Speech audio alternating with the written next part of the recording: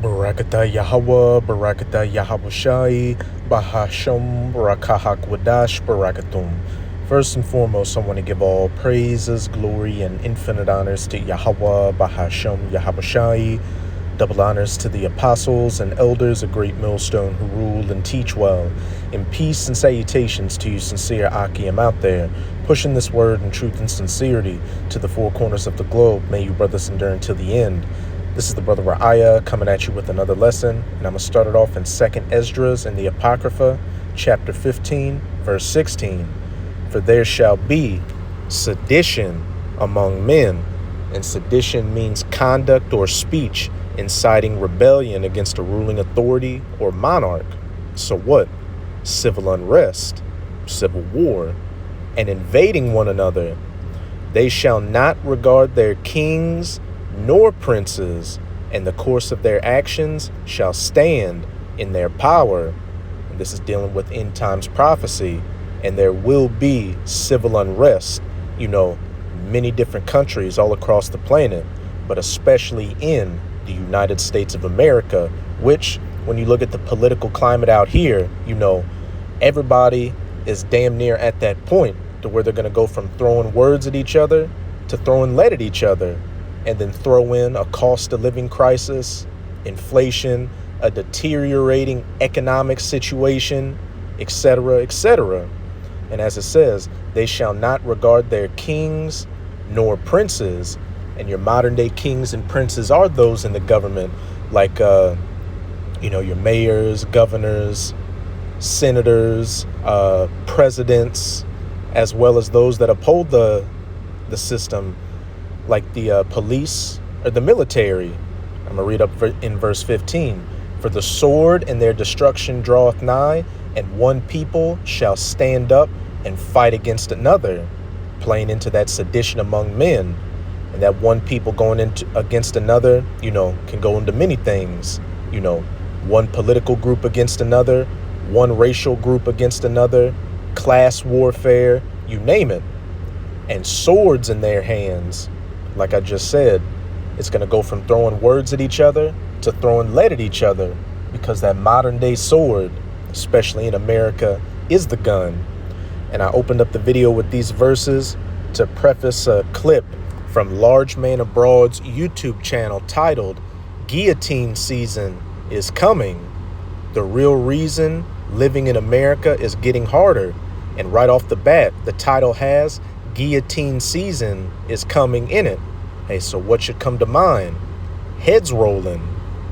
And Large Man Abroad in this video is going to go into how, hey, with just this, current administration just taking away people's, governmental benefits and making it tighter out here for people. Hey, he foresees people, snapping out here, and there being a French Revolution style situation, which, if you know anything about that history, you had civil unrest in that country, and they took their literal monarchs, their literal kings and princes, put their heads in that guillotine and let them roll. But we know, according to biblical prophecy, that there will be civil unrest in this country.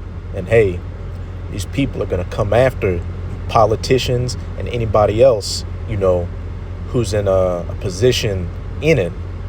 But this is a fair use copyright disclaimer. I do not own any of the footage in this clip, nor do I stand to gain from it monetarily. It is simply for educational purposes. All right, everybody, welcome back. Let's have a talk. We are here from Brighton, sunny North Carolina in the morning.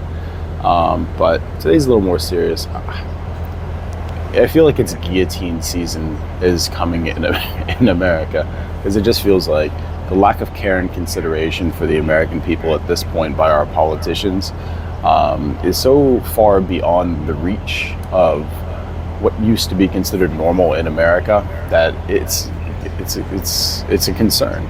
It's a great concern.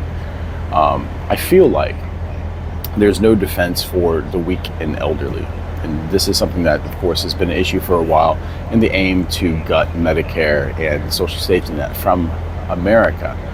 But the kind of cold callousness to the approach now, the lack of consideration for those who are about to lose all their benefits, all their health care, It really makes you question the integrity of the state, which already we all know has no integrity. But let's have a look. 1.4, they are not eligible, so they will be coming off. So people are not, well, we all are going to die. So for heaven's sakes. I know that there's already been a lot of outcry because of this clip, but I couldn't ignore it because what we talk about on this channel and how we've covered the cuts to Medicare, the cuts to healthcare, this is a perfect example of the lack of empathy that this system shows towards those it doesn't see as producers. The biggest focus of our country is the production of profit. And if you aren't in that system, if you're jobless, which we're now knowing that joblessness rate in America is around 24%, then you're just not seen as worthy of any care. And with each month of 2025, it's like more and more people, are being laid off from their jobs, and more businesses are closing down stores. I was reading an article the other day, or I think it was Rite Aid that said that they were going to be closing, I think around 150 locations around the country. And then these different corporations are laying off hundreds, thousands, tens of thousands of employees. So that's just going to exacerbate the issue out here. And then on top of that, you've got this push for AI and automation, which is just going to leave people that much more out here in the cold with no hope. So, hey, when as Gerald Celente famously said, when people have nothing left to lose, they lose it.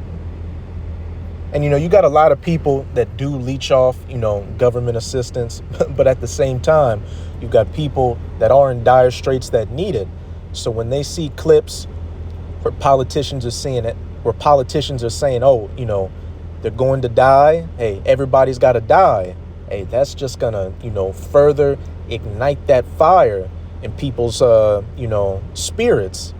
And then, it's all to save money, as they say. But then you had that soft-fingered chicken hawk, Lindsey Graham, go to Ukraine, the other week and spend $400,000 in taxpayers' money for his hotel room and other amenities. Just complete madness. In America. And I think to a larger section of Americans in general, the hostility towards those who are on state benefits, you really aren't seen as American anymore. You're just seen as a leech. You're seen as a drain on society. Even if you spent 50, 60 years working and it broke your body and you find yourself in a bad position, now you're using food assistance, rental assistance, you're on Medicaid, you're on Social Security.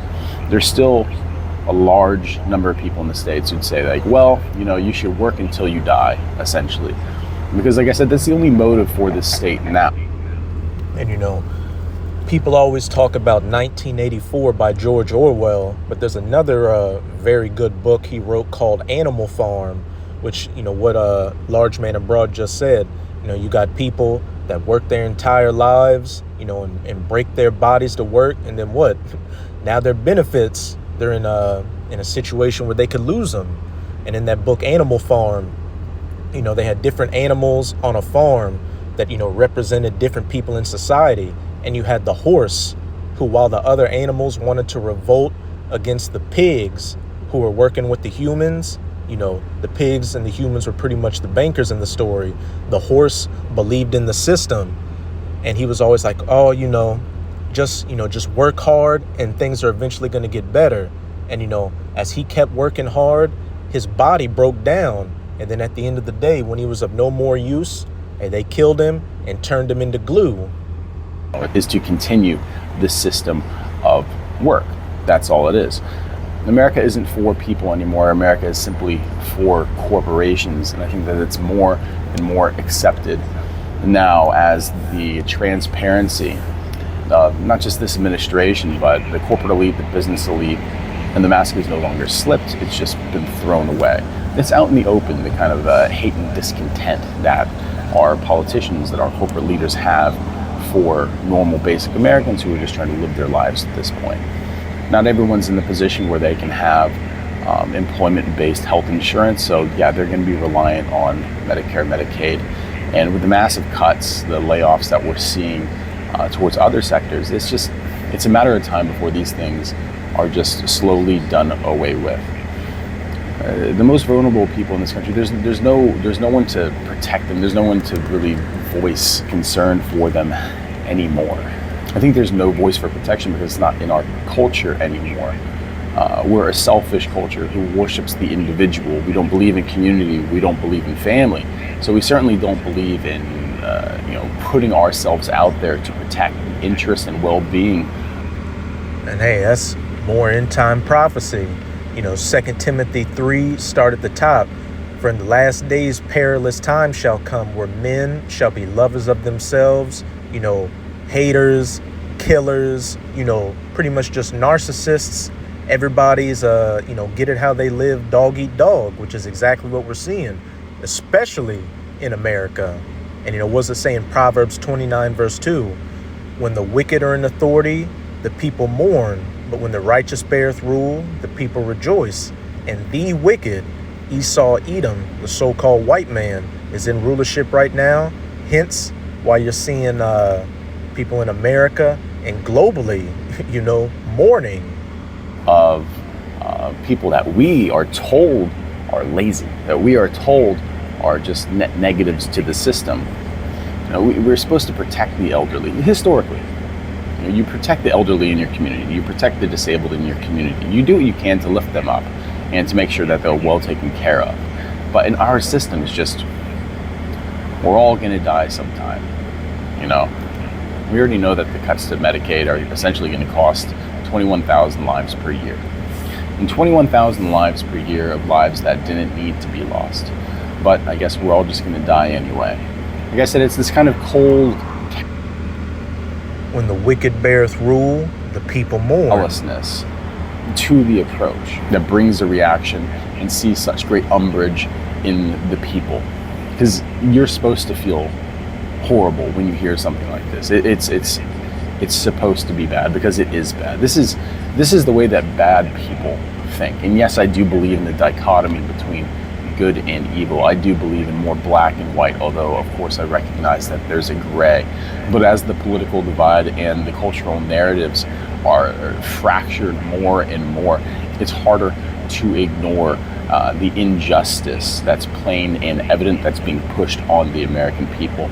And so we just deserve better as a country, is what it comes down to. We deserve better leadership than this. This kind of playing the lute as Rome burns attitude is something that as Americans we shouldn't tolerate.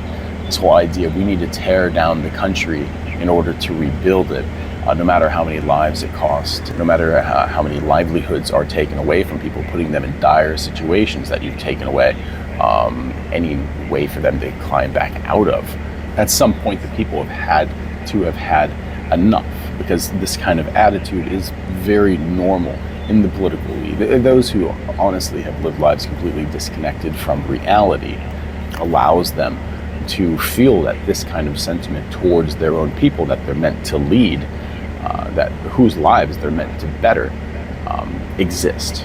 It's something that needs to be confronted and challenged, because we are seeing kind of a creep closer to some kind of conflict that honestly is necessary at this point. And because this mentality, of course, leads to the justification of the massive wealth disparity that we have in this country now, along with just a myriad of other problems of just... In just the last 7 days, 8,368 men have clicked the link on one of our ads that you've probably... A country that's not a country anymore. A country that is a space for business to be done. It is a worship of the free market. But the free market being controlled to simply being domestic, where more approved business leaders, approved business owners can reap all the wealth that this country has to offer, while at the same time robbing the poorest, most vulnerable of our people. So yeah, it does feel that way. The guillotine season is coming. I keep hearing people say that we are approaching something similar to the French Revolution, and at first I disagree. At first I thought that there could somehow be some change within the system, but the system is so corrupt and rotten at this point that really there's truly no way that we can get the change that people want there to be, and people's lives can actually go back to a decent standard where they're not struggling to survive, other than a complete revamping of the system and just eradication of this political class, because it's not for the American people. It's not for any people. It's not human. Right? It's business done without humanity. It's strictly, well, business is business. We're all going to die sometime, and I have donors that I need to make happy. So here we go. But as always, this is kind of... And we'll leave this clip on that note. Hey, for there shall be sedition among men, and invading one another. They shall not regard their kings nor princes. And one people shall stand up and fight against another with swords in their hands. So hey, this video was aptly titled Guillotine Season is Coming, and we know through prophecy it is indeed coming. But now I'm going to close it out in Isaiah chapter 19. I'm going to start at verse 2. And I will set the Egyptians against the Egyptians. And this is speaking about the spiritual Egyptians as pursuant to Revelation 11 verse 8. These Americans, hey, especially these American Edomites. And I will set the Egyptians against the Egyptians, one people against another, and they shall fight, not talk, invading one another, everyone against his brother and everyone against his neighbor, city against city and kingdom against kingdom. So not only will it be civil unrest and political warfare, but hey, when it pops off in America, damn near every sector of society is going to be going against each other, which you can already see. The divide is, it's at a boiling point. But now I'm going to jump down to verse 4. And the Egyptians will I give over into the hand of a cruel Lord, and a fierce king shall rule over them, saith the Lord, Yahweh of hosts. And with each passing day, it's looking more and more like DJ Donald Trump. Emperor Nero 2.0 is looking like that cruel Lord, that fierce king set over Egypt with all these major moves he's making. And like we saw in that clip with that Republican senator saying, hey, we all got to die someday. Hey, when push comes to shove, people are going to push back. So that's it with this video. And with this video, I hope you sincere Akim and Akwath were edified. Just keep strong. We are almost out of this final wicked captivity of the heathen nations, chiefly of the Edomites. And as always, I'm going to say Abad Babal, Kwam Yasharala, and until next time, Shalom.